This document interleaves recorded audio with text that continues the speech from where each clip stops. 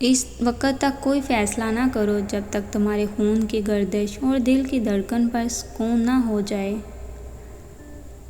لوگوں سے زیادہ پرندوں میں پہچان ہے کہ وہ جھنڈ بنا کر آپس میں بیٹھتے ہیں، مگر انسان انسان سے دور بھاگتا ہے۔ میری چیخ نے ایک بھیڑ تو اکٹھی کی، لیکن میرا پکارا ہوا شخص نہیں آیا۔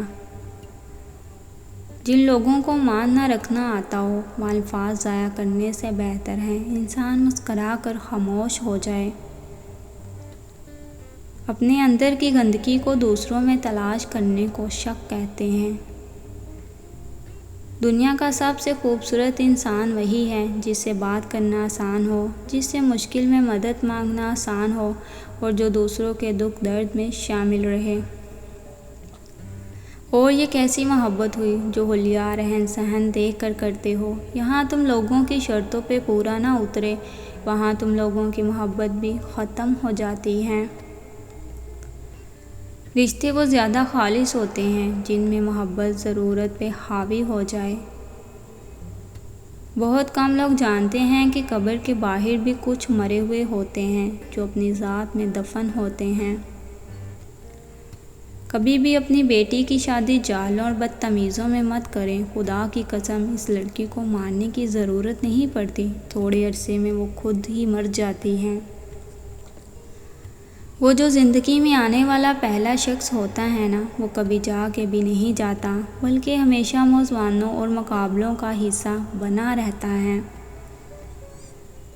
زندگی میں صرف ایک چیز ایسی ہے جو انسان کو جی بھر کر خوار کرنے کی صلاحیت رکھتی ہے، اور وہ ہے محبت۔ مرد چاہے جیسا بھی ہو، بنتا وہ شوہر ہی ہے، اور شوہر چاہے جتنا بھی ہائی کلاس، بولڈ اور امیر ہو، بیوی اسے خدمت کرنے والی ہی چاہیے ہوتی ہے۔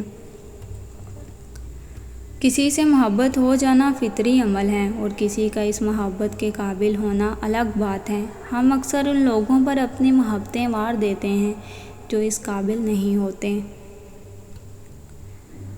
آدمی امید کے ہونے اور ٹوٹنے تک کی زندگی کو بڑے شوق سے جیتا ہے۔ جو آپ کو مرنے کے لیے اکیلا چھوڑ دے، تو پھر آپ کو بھی چاہیے کہ انہیں اپنے مرنے کی خبر بھی نہ دیں۔